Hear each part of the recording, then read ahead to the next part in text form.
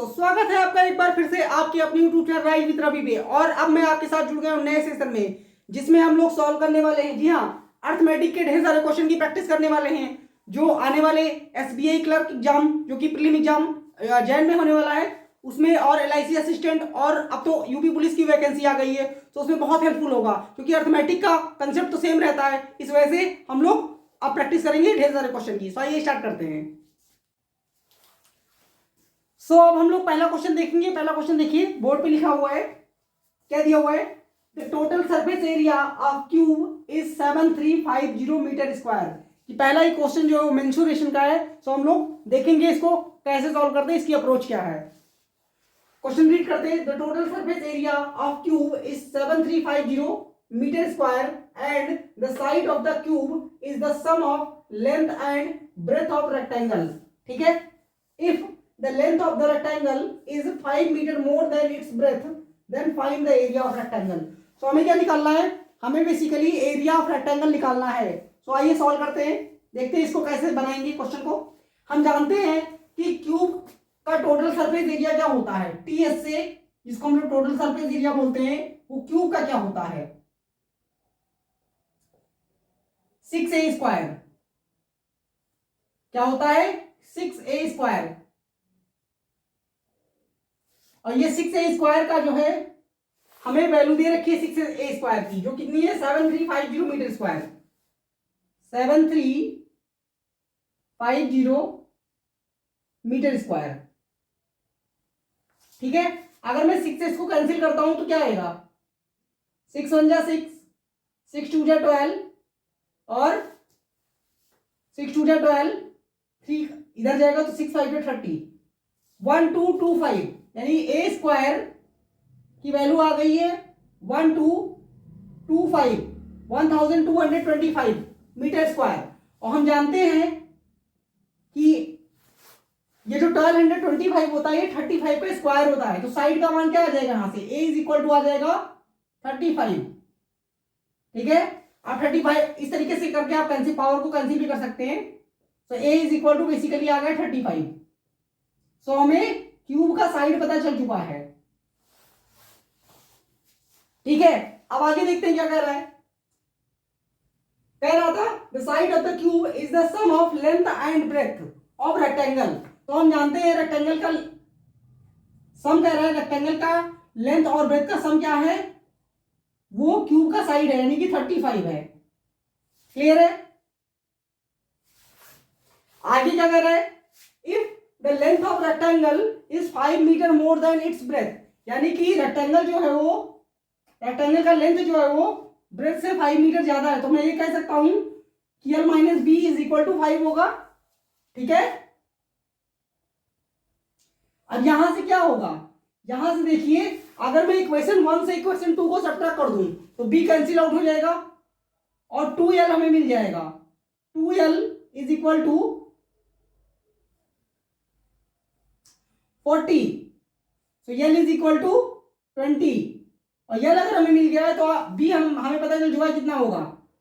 35 था, l plus b का सम, तो b हो गया 15। तो एरिया क्या होता है रेक्टेंगल का? एरिया होता है l इंटू बी, होता है कि नहीं? सो इस क्वेश्चन का आंसर क्या आ जाएगा? 20 multiply 15 is equal to 300 metre square, क्योंकि सारी वैल्यूज मीटर में दी हुई थी। ठीक है, तो 300 मीटर स्क्वायर क्वेश्चन का राइट आंसर होगा। That means option number second is the right answer, B. Solution देख लीजिए आप लोग।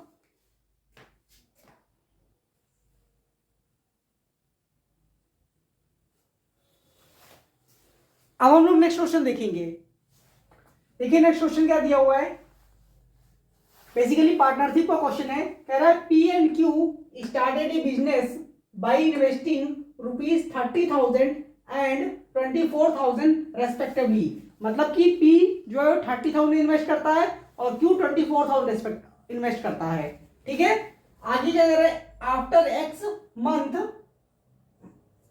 P withdraw 3/5 of his initial investment at the end of a year.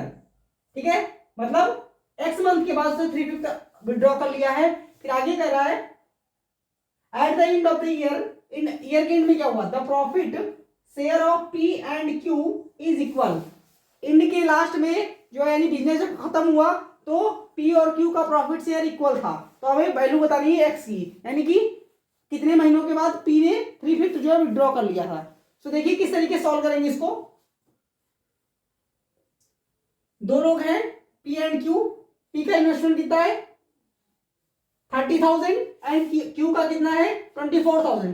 तो 0 0 तो मैं यहीं कैसे कैंसिल कर दे रहा हूं, 3 0 इसकी हमें जरूरत नहीं है, तो हम बेसिकली 30 लिखेंगे यहां पर और 24 लिखेंगे यहां पर। ठीक है, आगे क्या करें, after x month, x month के बाद क्या होगा,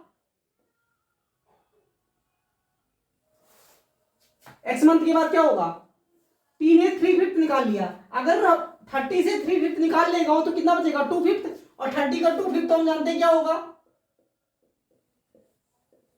12। इसका मतलब अब कितना बचेगा, पी का शेयर 12 यानी 12,000।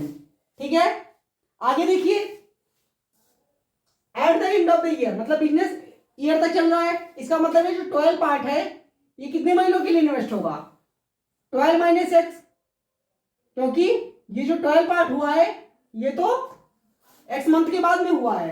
ठीक है, तो 12 माइनस एक्स हो गया, और क्यू के बारे में तो उसने कुछ बताया नहीं है, तो इसका मतलब क्यू टोटल 12 मंथ तक रहा बिजनेस में, यानी कि एंड ऑफ द ईयर तक रहा। ठीक है, सो कह रहा है दोनों का प्रॉफिट शेयर इक्वल है, तो मैं कह सकता हूं दोनों का इक्वल होगा तो 1:1 भी इक्वल हो जाएगा। तो बस अब यहां से कैंसिलेशन करना है, बस देखिए 6 से मैं इसको काट देता हूं, 6 से मैं इसको काट सकता हूं, 5 बार में कट जाएगा, 5 बार में 6 से ये कट गया, 2 बार में 6 से ये कट जाएगा 2 टाइम में। ठीक है, और तो कुछ कटेगा नहीं, तो आप मल्टीप्लाई कर देते, तो ऊपर पी का पार्ट देखिए, पी का क्या आ जाएगा 5x, और यहां पे 5x और -2x प्लस 24 यह आ जाएगा, और क्यू का पार्ट क्या आ जाएगा 24 इंटू 2 48। तो यहां से अगर हम देखें तो 5x से 2x माइनस हो जाएगा, दैट मीन्स यहां क्या आ जाएगा 3x। तो मैं यहां कह सकता हूं 3x आ जाएगा और प्लस 24 आ जाएगा। ठीक है, और ये दोनों इक्वल हैं, तो अब अगर इक्वल हैं तो क्या होगा, इस 48 को आप क्रॉस मल्टीप्लाई कर दीजिए इधर इस साइड में, और इस वाले 1 को मल्टीप्लाई कर दीजिए पी से, तो हो जाएगा 3x plus 24 is equal to 48। So 3x is equal to 24 minus 48 कितना हो जाएगा 48 माइनस 24 आ जाएगा। तो यहां से x का मान आ जाएगा 8, जो कि इस क्वेश्चन का राइट आंसर होगा। तो हमसे क्या पूछा था, हमसे पूछा था x की वैल्यू क्या है, तो हमें पता चल गया x की वैल्यू क्या है 8। Option number C is the right answer of this question. ठीक है, सॉल्यूशन आप लोग देख लीजिए एक बार।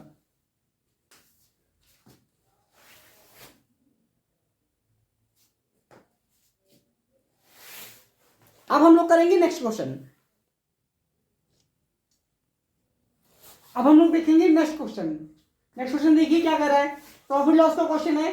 कह रहा है shopkeeper mark up an article 50% above it's cost price, यानी कि कॉस्ट प्राइस पे जो है 50% एबव जो है मार्कअप किया गया है, and allowed a discount of 16%, और इसके बाद 16% का डिस्काउंट दिया गया है। ठीक, आगे अगर if shopkeeper received a profit of ₹624 then find the profit percentage बताना है हमें when shopkeeper sold it on 2,880 rupees. ठीक है, तो किस तरीके सॉल्व करेंगे वो हम लोग अभी देखेंगे। तो हम जानते हैं कि 3 तरीके के प्राइस होते हैं, कौन कौन से, कॉस्ट प्राइस होता है, मार्क प्राइस होता है और सेलिंग प्राइस होता है। 3 तरीके के प्राइस होते हैं।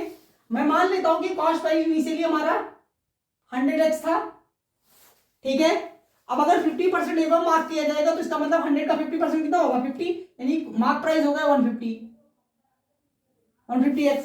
ठीक है, इसके बाद क्या करें कि डिस्काउंट दिया गया 16% का। अब 150 का 16% कितना होता है 15 का 15 इंटू 16 होता है कितना होता है 240। तो हम जानते हैं कि आप निकाल ही लो, 16% का डिस्काउंट दिया जाएगा तो यही होगा 0 0 गॉन 5 से कट गया 3 टाइम में, 5 से कट गया 2 टाइम में, 2 से कट गया ये 8 टाइम में, तो 8 0 24। तो बेसिकली 24 का डिस्काउंट मिलेगा। जब 150 से हम 24 अगर माइनस कर देंगे तो कितना आ जाएगा 126। ठीक है,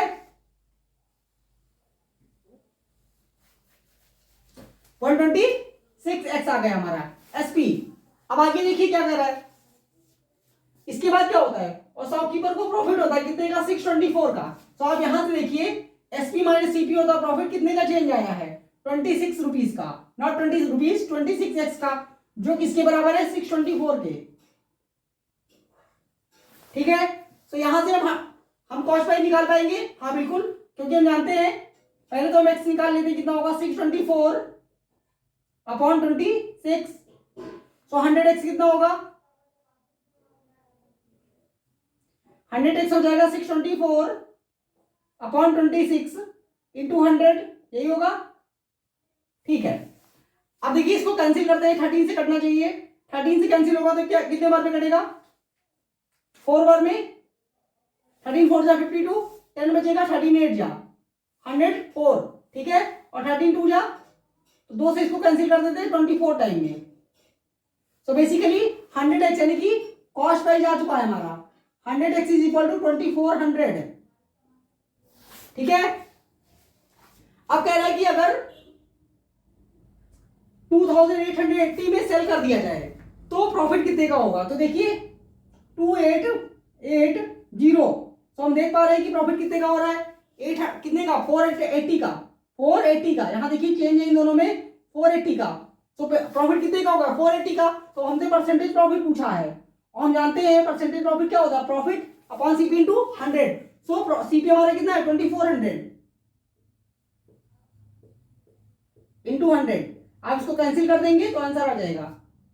ठीक है, हम जानते हैं 24 2 जा क्या होता है 48, डायरेक्ट कैंसिल कर दीजिए 24 1 जा और 24 2 जा, तो कितना आ गया 20%। इस क्वेश्चन का आंसर क्या हो गया 20%। कौन सा option, option number A is the right answer of this question. ठीक है, सॉल्यूशन देख लीजिए आप लोग, ये मैं बोर्ड पे समझा रहा हूं इस वजह से टाइम लग रहा है, नहीं तो ये क्वेश्चन हार्डली 25 सेकंड का भी नहीं है। अब हम लोग देखेंगे नेक्स्ट क्वेश्चन।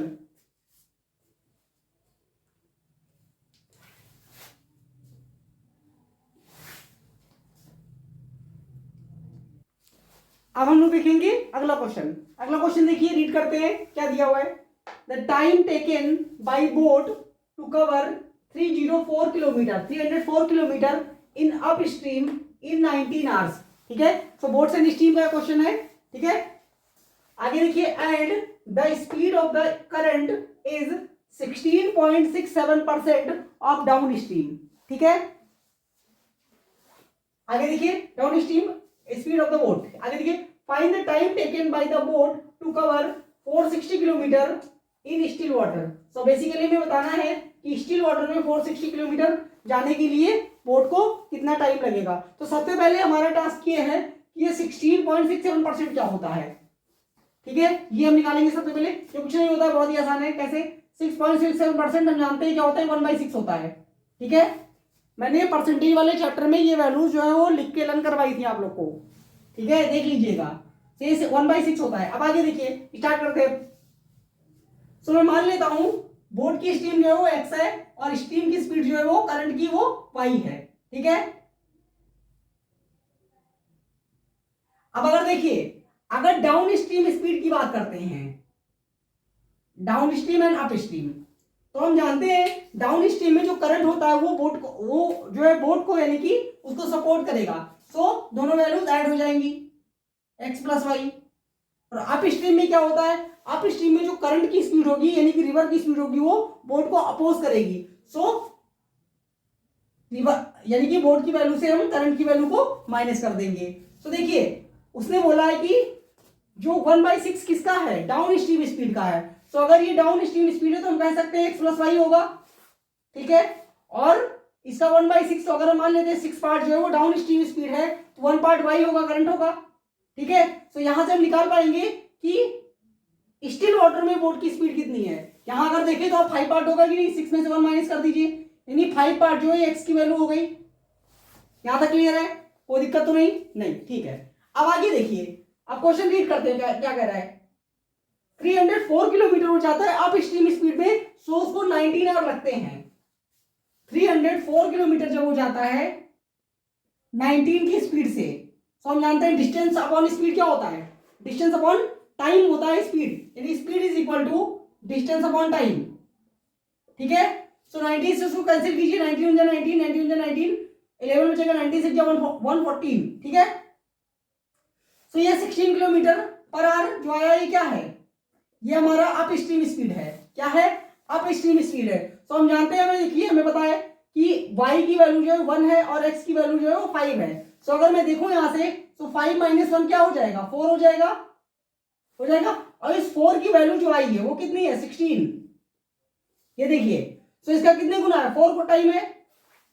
ठीक है, तो मैं कह सकता हूं कि x की वैल्यू जो 5 आई थी वो क्या थी, वो बोट की स्पीड थी। तो 5 का मान क्या हो जाएगा, 5 इंटू 4 यानी कि 20, यानी स्टिल वाटर में जो बोट की स्पीड हुई कितनी हुई, 20 किलोमीटर पर आवर। तो हमसे क्या कह रहा है लास्ट में, हमसे कह रहा है 460 किलोमीटर अगर हम जाएंगे तो हमें कितना टाइम लगेगा स्टिल वाटर में। तो 460 डिस्टेंस अपॉन स्पीड 20 है। डिस्टेंस अपॉन स्पीड क्या होता है, टाइम होता है, time is equal to distance upon speed. Cancel कर दीजिए, 2 0 0 कट गया, 2 से कट गया 23। तो इस क्वेश्चन का आंसर आ गया 23 आवर्स। ठीक है, कोई दिक्कत तो नहीं। Option number B is the right answer. Solution आप लोग देख लीजिए।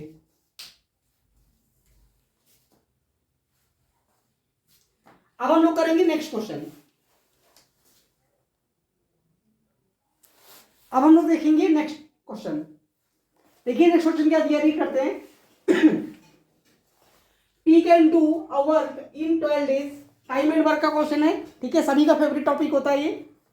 तो देखते हैं, P can do a work in 12 days, he starts working and work for 5 days. ठीक है, P किसी काम को 12 दिन में कर सकता है, उसने काम स्टार्ट किया और 5 दिन तक काम किया। Then Q also joins to P, उसके बाद Q ने भी P को ज्वाइन कर लिया। ठीक, join to P and whole work got completed in 9 days. ठीक है, so find in how many days Q can complete the total work, यानी कि पूरा काम Q कितने दिन में कर देगा। तो आइए देखते हैं क्या अप्रोच होनी चाहिए इस क्वेश्चन को सॉल्व करने की। ऑब्वियसली दोनों का हमें इंडिविजुअल टाइम नहीं पता, तो हम एलसीएम मेथड तो नहीं लगा पाएंगे। ठीक है, तो कुछ और देखते हैं। मैं मान लेता हूं कि P की efficiency P unit per day है। कितनी, P यूनिट पर डे है। सो P पूरे वर्क को कितने दिन में कर देगा, 12 डेज में। अगर P per day per unit P unit काम करता है तो so efficiency into time total work होता है, जानते हैं। ठीक है, ये किसके इक्वल है। उसने बोला P ने काम स्टार्ट किया, तो P ने काम स्टार्ट किया और कितने दिन काम किया, 5 डेज तक उसने काम किया। तो कितना काम कर लिया होगा, P इंटू 5। ठीक है, आगे देखिए, अब Q आ गया। तो जब Q आ गया तो दोनों साथ में काम करेंगे। तो Q यूनिट से काम करेगा और P जो है P यूनिट से काम कर रहा है। उसकी कैपेसिटी मान लेते हैं Q की, Q हो गई, और P की तो हमने P पहले ही मान रखा है। सो P को बाद में आगे उसने बोला है कि टोटल काम जो है वो 9 डेज में हो गया, मतलब P ने 5 दिन तो पहले ही कर लिया था, तो P ने 4 दिन और किया, और Q ने भी 4 ही दिन किया होगा, क्योंकि बाद वाला वर्क तो P और Q दोनों साथ में कर रहे हैं। तो Q ने Q इंटू 4 डेज काम किया। यहां तक क्लियर है, देखिए। ठीक है, अब आगे देखते हैं। तो ये क्या हो जाएगा, 12P इज इक्वल टू, यहां देखिए 5P और 4P, तो कितना हो गया टोटल, 9P प्लस 4Q। इस 9P को आप ले आइए लेफ्ट हैंड साइड में, तो कितना हो जाएगा, 3P is equal to 4Q। So P is equal to 4 and Q is equal to 3। ठीक है, तो टोटल वर्क हम निकाल पाएंगे, हाँ बिल्कुल। P की कैपेसिटी हमें पता है 4 हो गई, और उसने टोटल काम को 12 डेज में कर सकता है, तो टोटल वर्क यहां से आ जाएगा 4 इंटू 12 ठीक है, कितना हो गया 48। अब उसने कहा था क्यू का टोटल टाइम, क्यू अगर कंप्लीट वर्क करे तो कितना टाइम लेगा, तो time taken by Q, time taken by Q to complete whole work, to do whole work.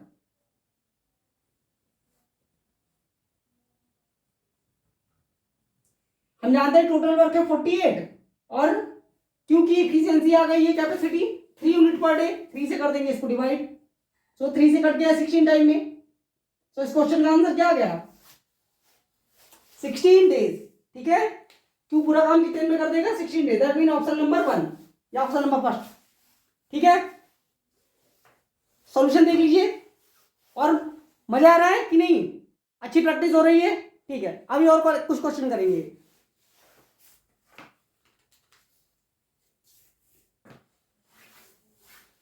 अब देखेंगे नेक्स्ट क्वेश्चन, अब हम लोग देखेंगे नेक्स्ट क्वेश्चन। तो नेक्स्ट क्वेश्चन देखिए, बेसिकली मिक्सचर वाला क्वेश्चन है। ठीक है, लिखा हुआ है a vessel contains x litre of pure milk. एक वेसल है जिसमें x लीटर है प्योर मिल्क का। ठीक है, आगे क्या कह रहा है 60 litre of milk is removed.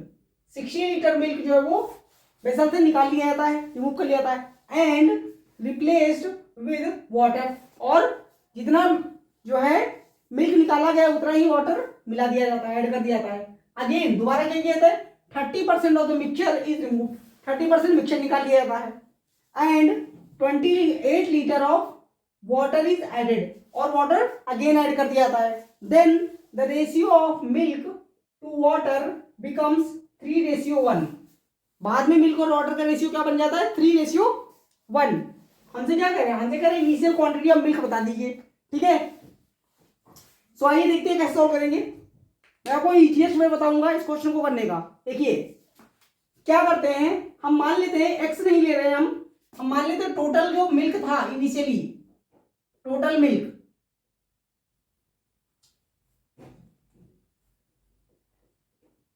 वो कितना था, मान लेते हैं 100x था।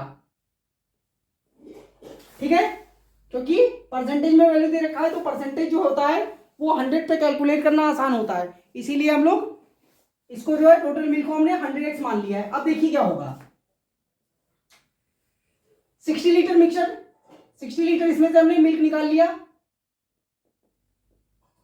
ठीक है, तो मिल्क कितना बचेगा, मिल्क और वाटर, मिल्क जो रिमेनिंग होगा 100x माइनस 60। यहां तक क्लियर है, कोई दिक्कत तो बता दीजिए। और 60 लीटर मिल्क निकालने के बाद से उतना ही वाटर ऐड कर दिया गया, तो वाटर अब कितना हो जाएगा 60 लीटर। यहां तक क्लियर है। आगे देखिए आगे क्या कर रहा है 30% of the mixture is removed. अब क्या करते हैं, इसके बाद 30% मिक्सचर का निकाल लिया जाता है, 30% ऑफ मिक्सचर।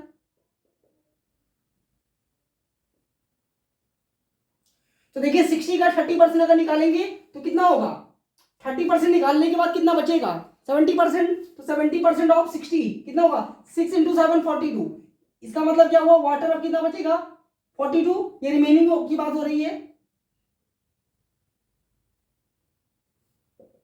और 30% इस मिल्क से भी निकलेगा, क्योंकि मिक्सचर से जब 30% टोटल से निकलता है तो इंडिविजुअल भी 30% ही निकलता है। ठीक है, तो यहां से देखिए यहां 70% बचेगा, तो 70% इस 100x का कितना हो जाएगा 70x,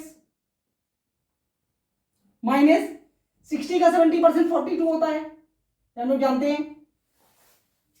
ठीक है, इतना ही बच गया, और मिल्क हमारा कितना बचा हुआ है 42, सॉरी वाटर। ठीक है, अब देखिए आगे क्या कर रहा है 28 लीटर वाटर अगेन ऐड कर दिया गया, तो वाटर को ऐड कर दीजिए 28 लीटर। तो अब वाटर कितना हो चुका है 70, और मिल्क हमारा क्या है इतना ही है।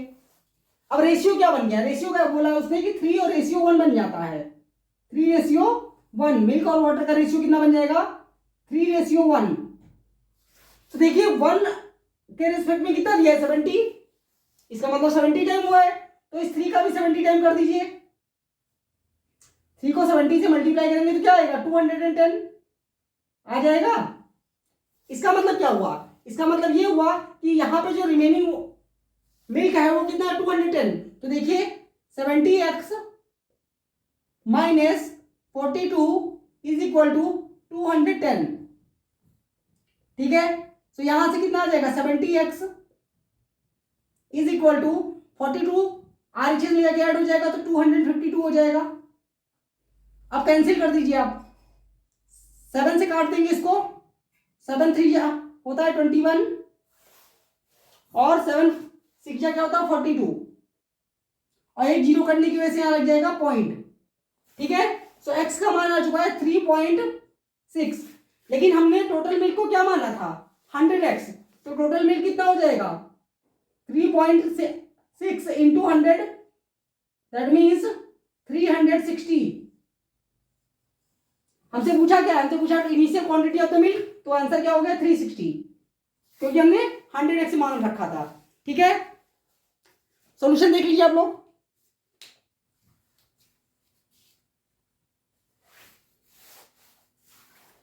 ऑप्शन नंबर कौन सा है, सी।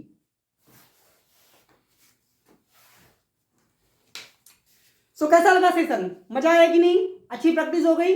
और आप लोग अप्रोच को देखिए, यही इसी अप्रोच को आप लोग को एग्जाम में लगाने की कोशिश करनी है, क्योंकि ये बेस्ट वे है जो मैं बता रहा हूं। ठीक है, सो अब मिलेंगे अगली सेशन में, और मोस्ट प्रॉब्ली जो कल का हमारा सेशन होगा उसमें रॉन्ग नंबर सीरीज और मिसिंग नंबर सीरीज डिस्कस करेंगे। ठीक है, सो वीडियो पसंद आया तो लाइक कर दीजिए और शेयर कीजिए, और अगर चैनल पर नए हैं तो चैनल को सब्सक्राइब कर लीजिए। Thank you so much.